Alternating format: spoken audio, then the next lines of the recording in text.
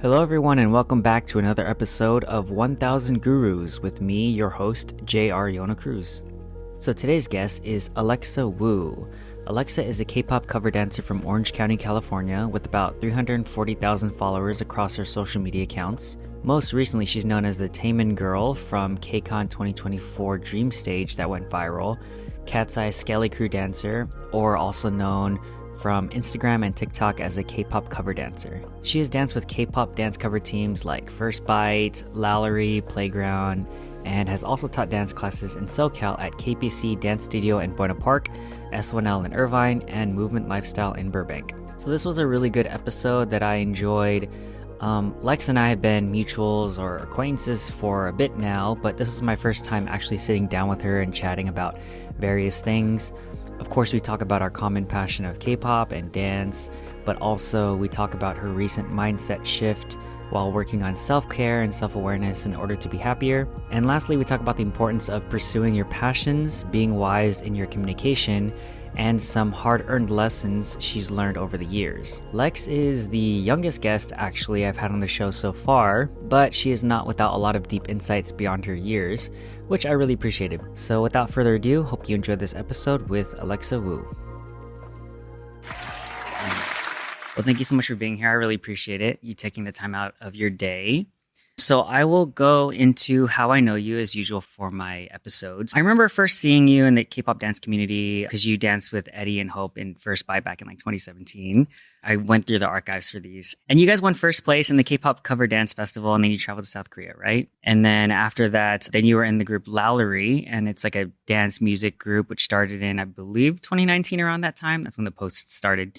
And then you also performed on stage with them in KCON for 2023. And then this past year, 2024 KCON, you were on the Taemin Dream Stage performance, which you went viral for, which I would have told the audience to. And there's a link to the video there as well in the show notes. And then you're also in Playground, which we're both in. And then you are, cover dance group. Yeah, another dance group in SoCal. And you also teach at KPC and you've taught at S1L and Movement Lifestyle, right? Mm-hmm. Any other clarifications of what you're up to? I know it's like a huge list. Wow, this is a lot. I can't believe you went back to the archives. It's my job, yeah. But yeah, basically First Bite turned into Lallery. Yeah. Same people. But yeah, we're not very active anymore, so I'm starting to join new groups and more projects. So that's what I'm up to now. Nice. Cool. So I just want to get right into it. So for our audience who may not know you, just wanted to ask, what is Lex's origin story? Like, how did you get into dance and then specifically K-pop? So I guess first main question is, where did you grow up? What was your family dynamic like and all that stuff? Okay. So back in the day, my mom was a modern dance. She was touring around the world with a contemporary dance company. And that's how my whole family got into dance, basically. She had my sister, which is older than me. She went on to be a professional ballerina. We were trained in ballet from a young age. And I feel like I just followed in the sort of family footsteps in a way. But growing up, I was not really into ballet that much. So I was like sort of hating it and being like, when can I quit? I would always make up excuses. Like, I have an injury or like I have something to do at school. But since ballet is so committed and you have to be there every single day, I would always hate just like the commitment to being there. After a long time of training, I eventually discovered K-pop through my sister. We were like big fans of K-dramas and stuff. And then eventually that led to K-pop. And then I started seeing the dances that went with it. So I learned it on YouTube, mirrored, and that's when my K-pop journey began. I was about 12 years old. And then I was like, maybe I should start posting Instagram covers because I saw a few online, but not too many. It wasn't that big back then, but it was more like a niche hobby that if I brought it up to anyone at school, they would be like, what's that? What, K-pop? What? I have no idea what that is. I was into YouTube, like learning from YouTube for a long time. And then I went to KCON for the first time in 2016, and I saw Eddie there. He was like the star of the random play dance. And I was watching him on YouTube for the first time, being like, who is that boy? Like, I've never seen someone so confident, so like enjoying his time so much and being so himself. So I really admired him a year before he contacted me. And when he did on Instagram, he was like, oh, my group is preparing this 5-member group, and we have 4 members right now, and we need 1 more just for this random competition. So I was like, oh yeah, I'm down. It was like getting a message from like your biggest idol. And I was like, wow, this is going to be great. But I didn't think it was going to last that long. So I was super excited to come into practice. I was like the maknae of the group. So I was very nervous. I remember going into the practice for the first time and meeting some of my best friends right now.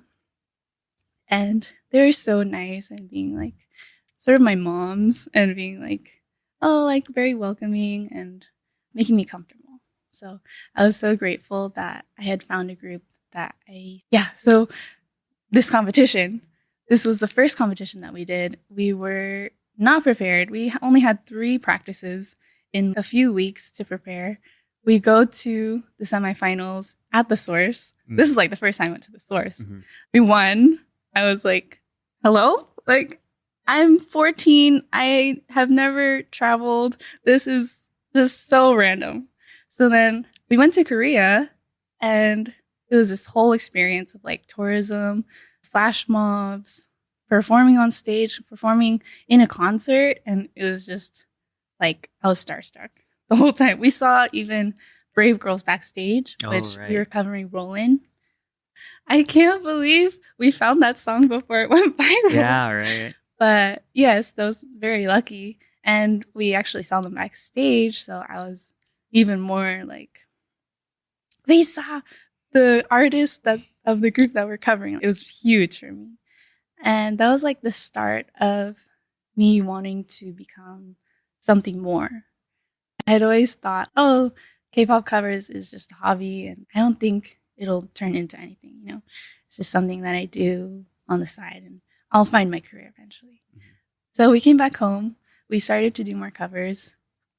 Fast forward, they wanted to become a music group, which I personally was not a part of until later on when they were like, oh, we need more members. Can you join? But they started to make big waves in like the K-pop community. It was like kind of controversial actually. But yeah, it was a whole experience of them like going to Korea, recording, making the music video, everything. And then I was watching them like, yeah, like you're going to be huge. And I don't think there was a lot of K-pop cover groups that made songs. Even until now, I don't see a lot like producing their own, well, not producing, but releasing their own songs.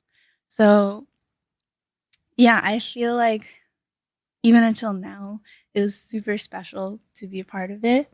And we got the chance to perform on KCON, the concert stage, which was, I still can't believe that happened.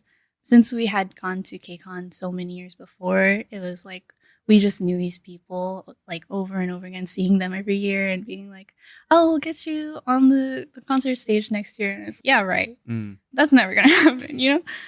We're just a cover group. We don't have any idol training, you know? It's just, but somehow it happened. And then that's when I felt like that was my highest achievement. I was like, okay, I can die happy now. I'm like, I'm good. Did you ever imagine yourself being on stage, or was it more just, yeah, we're always here at KCON, like this is our home, and then randomly you found it and you're like, wow, this is surreal? Did you ever imagine like maybe being on stage one day? No, not at all. I mean, it was always like a goal of mine, like in the back of my head, just being like, oh, that'd be nice. That'd be to nice. like, be on there one day. But I never knew that circumstances could line up so perfectly that we would just be asked to do it, just 4 of us. Yeah. Like, Yeah, it's crazy to me still. Yeah, that's crazy. How did it come about? Did one of the organizers reach out to you, or did you guys reach out to them, or how did that work? Like, Yeah, how did you get so into the list? basically, a lot of people know Eddie through his TV program that he did in Korea. So after that, he knew a lot of people that were like making KCON, I think. I'm Like not involved with sure. organizing? Yeah, yeah, organizers. And yeah, the year before, we prepared this huge set of doing it at the convention stage. And then unfortunately, it was like full that year. So then we just ended up doing nothing. And then I think as like reparations, they were like, oh, you can perform on the concert stage next year. But that's like still huge to even consider. That's a very big like consolation sort of thing. It's you can perform on stage, which not a lot of people do except idols. So yeah, I was getting sort of like imposter syndrome. Like, am I actually prepared for this? Even though I've been training my entire life for dancing, I feel like on stage I'm gonna forget it all. But yeah, it happened. We pulled through. We're still alive. How was it like? Was that like the biggest stage you ever performed on, or have you performed in bigger, or was it? I imagine it was, like you said, it was like a dream come true, very surreal, or maybe intimidating. But how was it like? I mean, I got on stage. I just saw this huge wave of like this arena, you know, like people.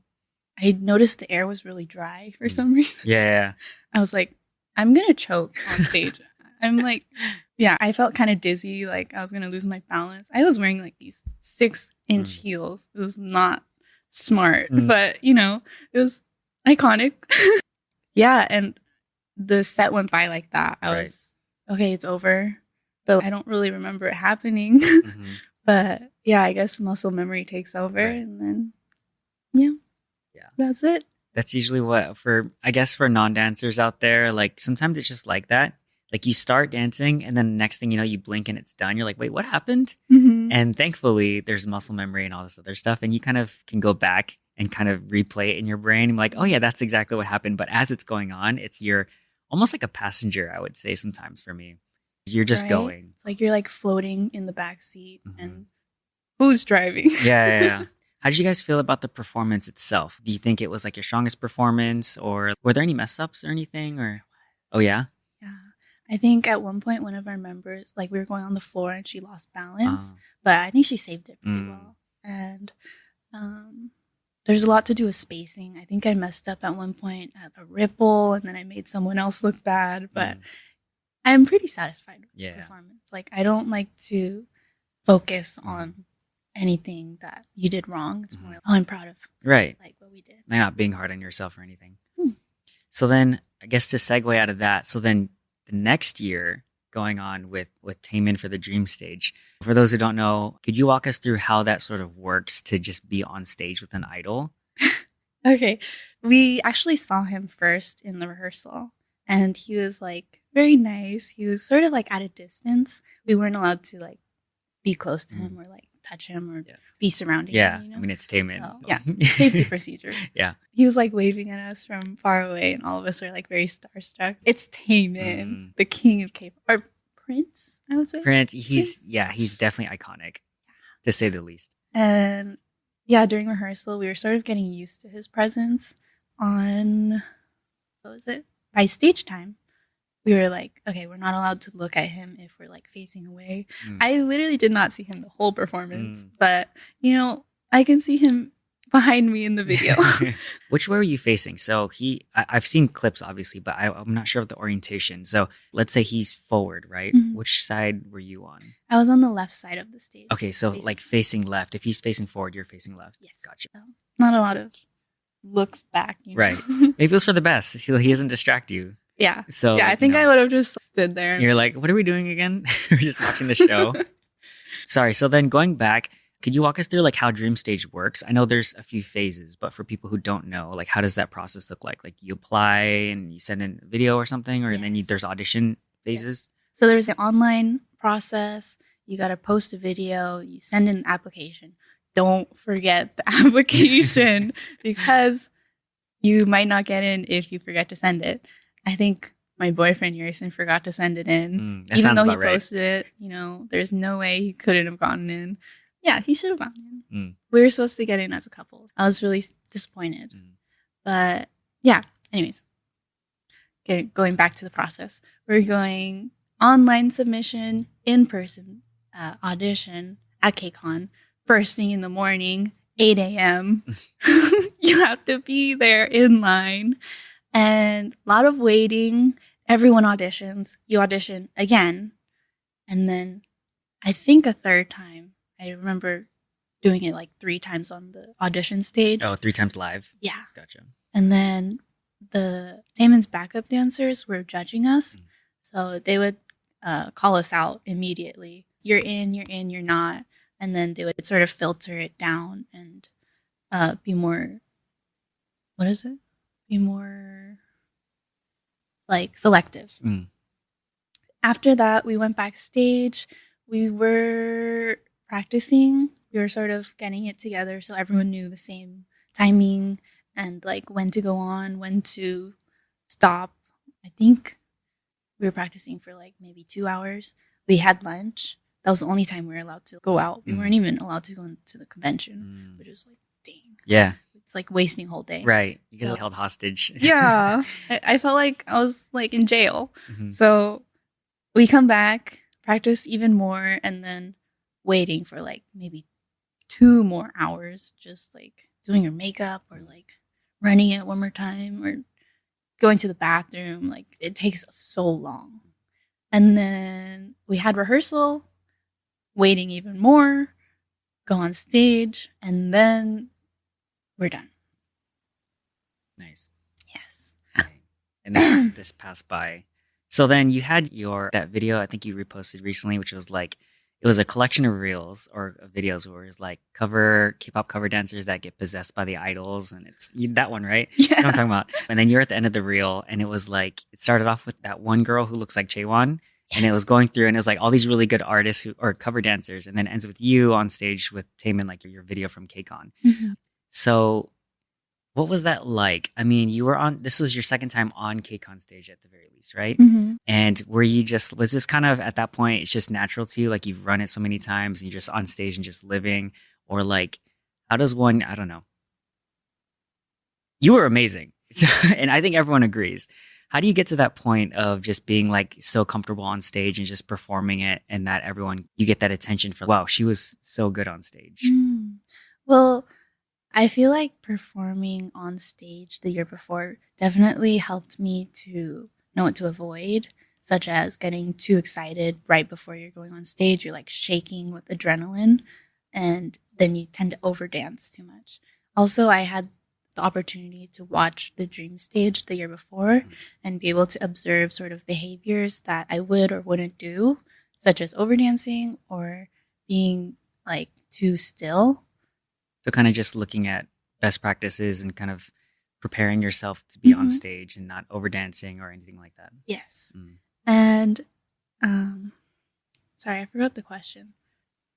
How do you, I guess, preparing to be on stage like that? But yeah, I don't know. I know a lot of it as a fellow dancer, you have to be prepared and ready, but then you could still kind of lose your focus or concentration. But then also performing with your face and with your body is another aspect to just doing choreography. Right. I think I was really lucky that the song was Move since I knew it from many years before. And also it was sort of in my style where I grew up doing contemporary and I sort of knew how to move more fluidly, if that makes sense. I was able to sort of remember my training and sort of incorporate it into the leg kick and like the hip movements is very easy to me because I've done it so many times before, I didn't have to stress about, am I going to do it right? It's like whether I'm going to do it or not, You just like, you know that you're going to do it. Yeah. The hardest part, I would say, was right before going on stage where you're in the arena, you hear everyone screaming, the lights go dark, and then Taemin goes on stage. You know that you have to go on stage in a bit, and then there's like these stairs that you go up. I was like, I'm gonna trip for sure. Like you can't like stall at all because it's like everything is timed.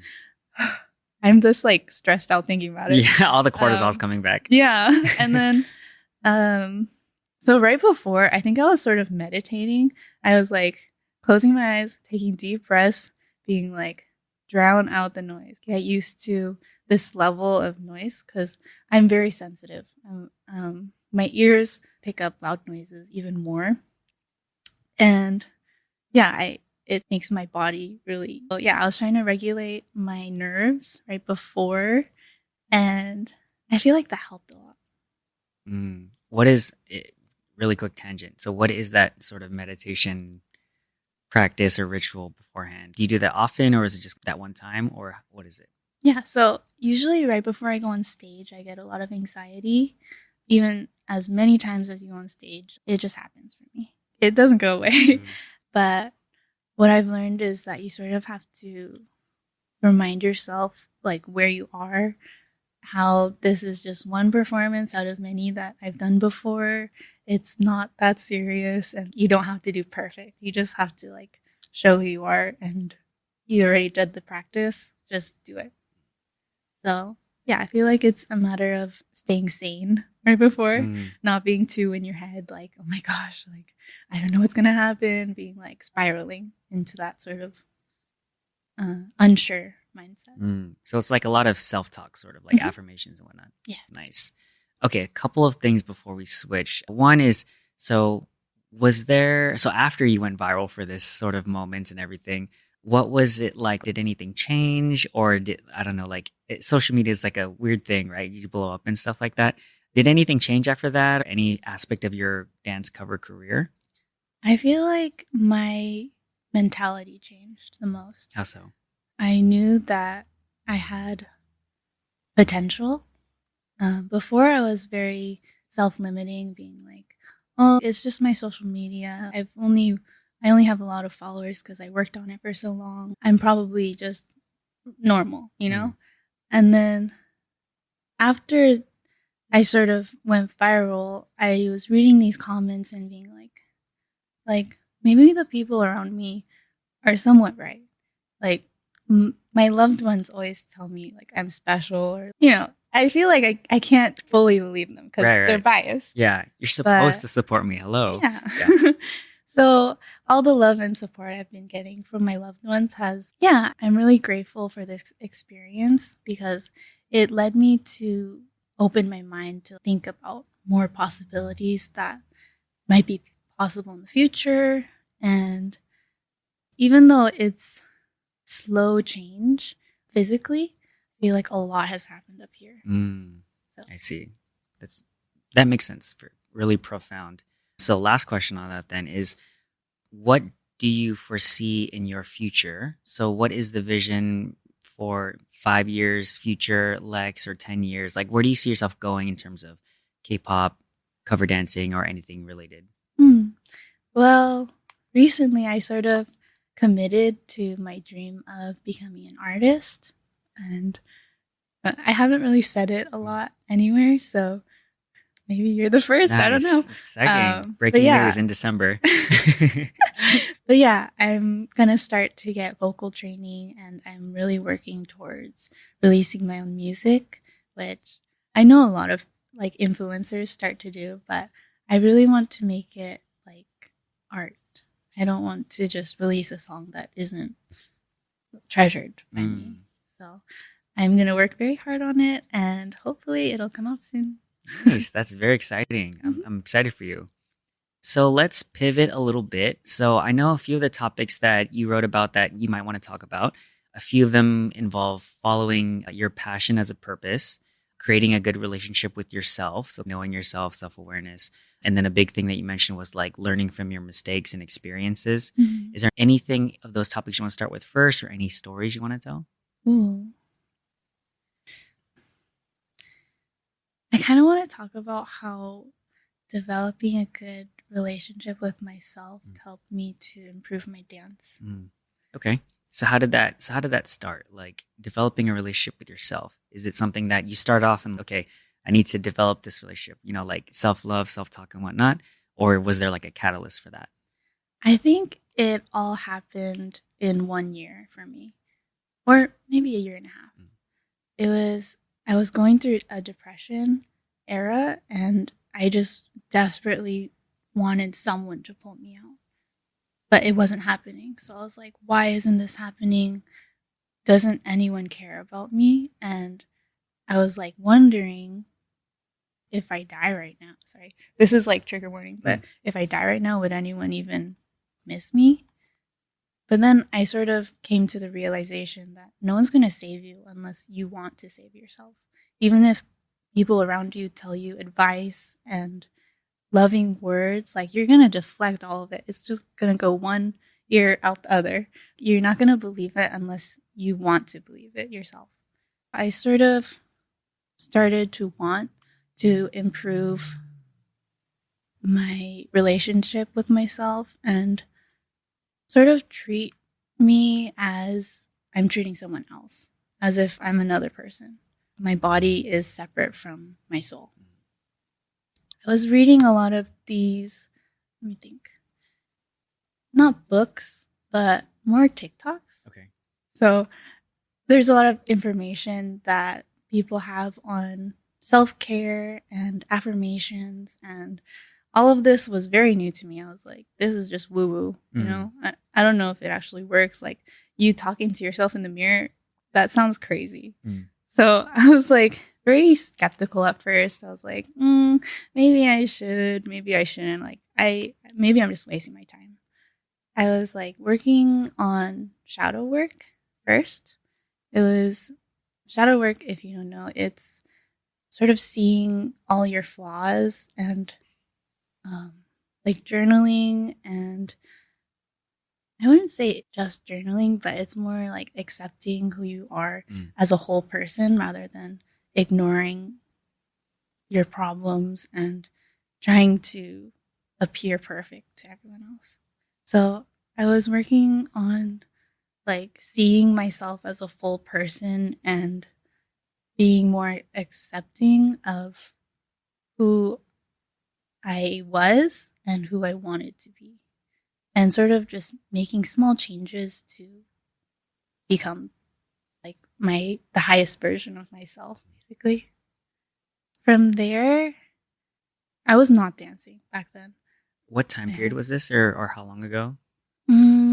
Just for the audience. I think during COVID. Okay. Like in my dance account, I had a lot of sort of hiatuses. I don't know if I would call it that because only K-pop idols say that, but it's like breaks where I would just stop posting for like months. And it was weird because I was like, how come I don't love this anymore? And I sort of lost my passion for everything. But slowly it started to come back once I started to learn more about myself and remember how much like playfulness and joy I used to have with just making covers and like doing it for fun, doing it with my group and like spending time with other people. I feel like it really brought me out of my shell. And yeah, I started to understand dance more deeply once I met my boyfriend, Yerson. He sort of understands dance as if it's like your personality. Or, I mean, go watch his podcast episode. I bet he explains it. But yeah, he could read me like a book. I was so surprised the first time that he explained my dancing to me because I thought I knew how I danced, but I didn't know why I danced like that. So he said stuff like, you have a lot of control because you like to have control over a lot of things in your life. And I was like, excuse me. But, very, you know, he's right. Yeah. It makes sense to me. And yeah, he says you like to stand out, but in a subtle way. And that's also true. And you can see it in my dancing where I just make subtle movements, but somehow I sort of catch your eye. And I felt like no one has really seen me like that before. So I was like, like he sees deeper than the surface. And like, I really appreciated it. Yeah. And yeah, until now, I've been sort of deep diving into dance and sort of the art inside of it. And not just seeing the dance on the surface, but being like, why do people dance like that? And sort of trying to read them through their dancing. It's like another sort of world. It's crazy. But yeah. Nice. Yeah. One thing about Yerson is he's very like emotionally aware too. Is like he can kind of sense what's going on, especially between people or people's emotions, which I really appreciate about him. It's he's a good friend to have in that sense because he kind of gives you like a different perspective, and it's also usually very insightful. So on the you said you were doing all this like shadow work and like kind of trying to know yourself. Were there any sort of, I guess, takeaways or lessons learned either about yourself or how to kind of deal with that depression that you said you were in to get to where you are now? Yeah, I think I took it so seriously to the point where I was like, I don't have a purpose. Like, I don't deserve to live. And if I start doing a career and it's wrong, like, I'm just wasting my time. But that's not true. Like, you can do anything in this life. You have unlimited potential for anything that you want to do. So I realized that I should just start on something. I should commit my time to like growing my skills towards something. And I guess I didn't realize it at the time, but I was going to dance classes. I was like starting to post more on my Instagram. I was joining more covers and being like, okay, this is taking up like my whole time. So I'm just going to stick with it until now. And I realized it sort of invigorated me again. I had this sort of excitement for the future. Like, oh, what am I going to wear for this cover? How can I make it more exciting so I'm like, so people can see that it's exciting? I don't know. But it turned out to be sort of like my purpose. I don't know if I would call it a purpose, but it's just what excites me for now, and I'm okay with that. So kind of like following, well, one takeaway, correct me if I'm wrong, that I'm taking from this is that kind of to bring you out of your, I guess, self or your slump, it's focusing on creating something, building something, or something to do that makes you active and to improve yourself. Like when you're growing, right, you're focusing on that and not so much of what's lacking and the things that will bring you down. And then the other thing was like following what excites you, right? So like your passions. And so for right now, it's like dancing and like being in covers and performing with your friends and whatnot. So it's following that passion just to kind of get you in that positive space. Yes. I totally agree with that. And I feel like following your passion is what leads you to your purpose. This is just me personally, but I believe before we're born, we sort of choose the right body that will lead us to what we want to do in this life. So why would I choose this body to like something if I'm not supposed to do it? And I've been sort of listening to what I like and staying away from what I don't like. And it's really been helping me to narrow it down and be like, okay, I like this thing, but there's something in it that I don't like. Okay, I'll save it for another time. And then I just find something that it's like all green lights and I'll just go. So I see. So it's kind of like you're retrospecting in a sense of figuring out what you like about certain things and kind of seeing where things align and then going in that direction. Nice. I like that a lot. Kind of similar to that, you mentioned like learning from your mistakes and experiences. Was there anything in particular or like a lesson or a story or anything or insights that you learned on that topic? Yes. So there are things in life where you regret it and you feel like if you went back, your life would be so much better. But that's not the case because what happened from that bad experience is that you learned from it and it sort of shaped you to change yourself into who you are right now.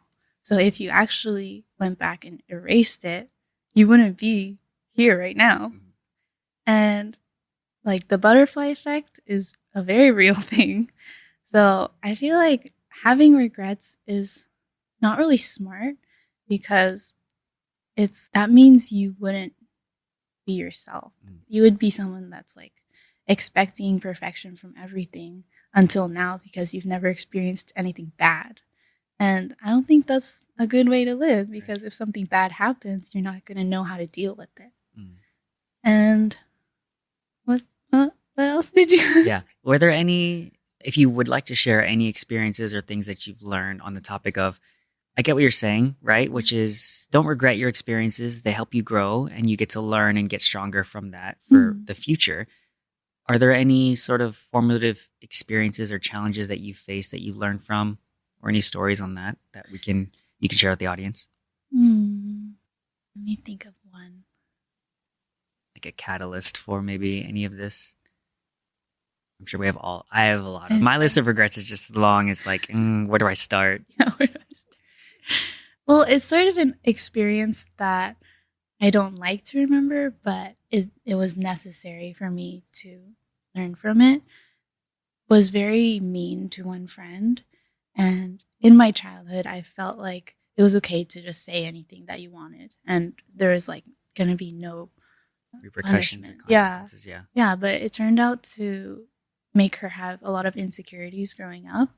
And she told me like long time after that it really affected her growing up. And this was like a huge shock for me, because I thought we were best friends. I was like, anything I say to you, it's out of love, you know? But sometimes people will believe your words only, not your intentions. So that's how I learned that I have to make myself clear. Even if it seems like a joke, it might not be to someone else. And also, I know to be sensitive with my words now. And that's why I tend to pause or like stutter when I'm talking, because I really don't want to put out something that I might want to just stay. Makes sense. Like being more thoughtful with your words. I had this same conversation with a friend of mine who she kind of likes to have this reputation of very blunt, so to speak. But it's not so much just bluntness. It's also a little bit of like rudeness. But she thinks she's being honest, and she thinks that's like the virtue, right? Is like being honest. But I was telling her, I'm like, okay, I get what you're saying, and I don't disagree to some extent. But I think part of wisdom is knowing that you can still say the truth, but with kindness and consideration, because what you're saying, you can't really take back words. So I think the hallmark of someone who is thoughtful and wise is someone who doesn't just say whatever they think. Because there is an in-between of saying the truth, but also saying it kindly and respectfully, and to try to do your best to communicate what your intentions are, as opposed to just like when we're younger, our throwaway comments that we're like, oh, it's totally fine. Because I think we've all done that. And later on, it sticks with someone, because we also remember when someone says something to us and we're like, that really hurt. And why am I still thinking about it like years later? But of course, that person probably didn't mean it that way. But it makes you kind of think about that. So I totally agree. So we covered a good relationship with yourself, learning from your mistakes. I know you talked about performances as well. And I know like in a dance technical aspect, we kind of, like you mentioned, you watch yourself dance, or you watch like the other performers, and you kind of approach dance like that. Is there anything else in terms of learning from your mistakes or any other takeaways? Sorry, I just spilled on myself. It's all good. I didn't listen to that last part. No, it's all good. Just any last takeaways for lessons learned on making mistakes? I think a lot of people can relate to that. When you're in class, make mistakes. That's your time to really mess up, because when you're on stage, that's when you're going to be more harsh on yourself if you did make a mistake and be like, oh, why didn't I practice that more before? It's because you're so scared to mess up that you wouldn't let yourself. And sorry, my mind just went further. It's all good. No, that was complete thought. Because it's not just dance. It's like life, right? Don't be afraid to mess up. Dance teacher told me a long time ago that you can't look good and get better at the same time, which is exactly what you're saying, which is you can't try to look perfect when you're trying to grow, because growing necessitates you making mistakes. Exactly. So yeah, and I think that's, obviously we're talking about dance, but we actually, it applies to a lot of everything things. else. Cool. Yeah, I think that's wraps up that. Or any last things you want to bring up for those topics? No. Okay. So rapid fire questions. Okay. I know you were preparing for this. All right. So first rapid fire question for season 2, we changed it up a little bit. So first one is the billboard question. So if you could put up a sign for millions of people to see, what would it say? Authenticity over perfection. Any reason for that? Because I feel like when I see people dance and they're actually being themselves rather than trying to copy whoever they're covering in the dance cover, it turns out to be way higher quality. And it just makes me happier to see them enjoying how they are instead of putting down themselves and being like, oh, I have to follow this because I don't trust myself to make my own judgments or decisions on this dance move. Or, yeah, it also applies to other things in life, but this is just an example of like K-pop covers. Yeah, definitely. I like that. Next question is, what is your favorite failure or something challenging that you learned the most from? Ooh. I thought I had an answer, but I'm like going blank. My favorite. Maybe something that like was challenging that you thought wasn't good.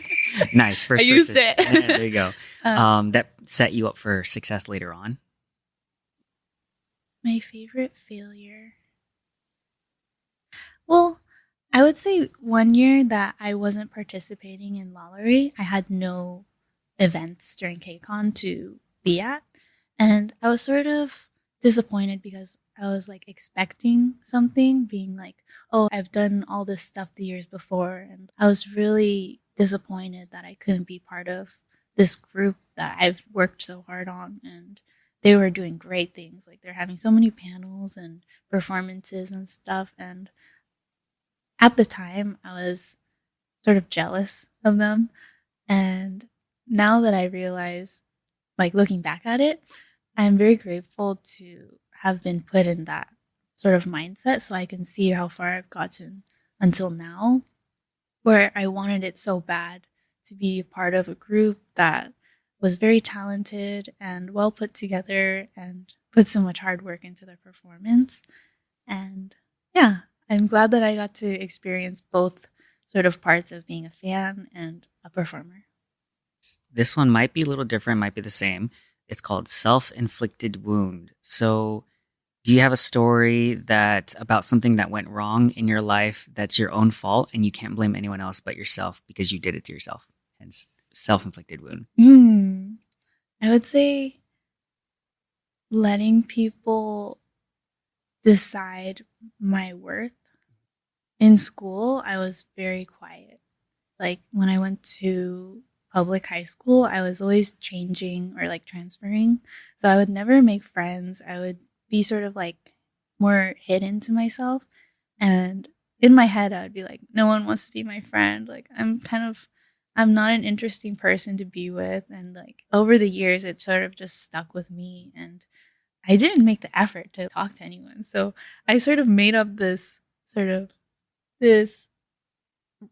false story, false narrative in my head that I was undesirable to be around or no one sort of wanted to be around me. So I feel like that was a self-inflicted wound that I could have avoided, but since I wanted to be the victim, I let myself like judge me even harder. Yeah. It's always easier to just make ourselves the victim, right, than to take responsibility. Oh yeah. So I know we talked about regrets, but if you could redo one thing, what would you redo differently? Like a thought experiment, obviously. Well, just to experience it, I would love to perform on the KCON stage again, just to enjoy the moment. Yeah. But you said is as a regret, so can't think of anything right now. It's all good. If you could give your younger self advice, what would it be now? Any time period, any age. Be more grateful of how your parents accept you and support you, since I only recognized that maybe last year or just recently. And I feel like I could have given so much more love to my parents and really show them my appreciation when I was growing up. But since it had always been that way, I always was like, I want more. I'm not happy with this. You should pay for me more to be even like a better dancer or like entitlement sort of. Yeah. Yeah. So I feel like I could have been a better daughter. Definitely. I know now. Yeah, definitely. I think that's one of the hard things too is I think it's a universal sort of experience for kids to take their parents for granted as much as they like accept us and love us unconditionally and provide for us. And we're just like, yeah, that's always going to be there. And then you become an adult or you grow up and you're like, wait, I really appreciate all this stuff. And now that when you move into, I don't want to say like building a family yourself, right? But when you start to get to that age where now there's people younger than you and you kind of like a mentor figure, or eventually if you have kids or you look up after people and then you're now self-sacrificing to help other people. And then you're like, wait, my parents did so much for me. And I realize that too, as I'm getting older and like dancing around a lot younger people.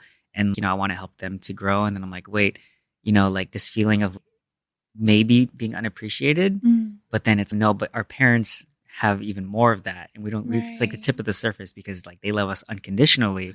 But we don't even consider that. Yeah. So yeah, I feel that. In the last few years, what new belief, behavior, or habit has improved your life?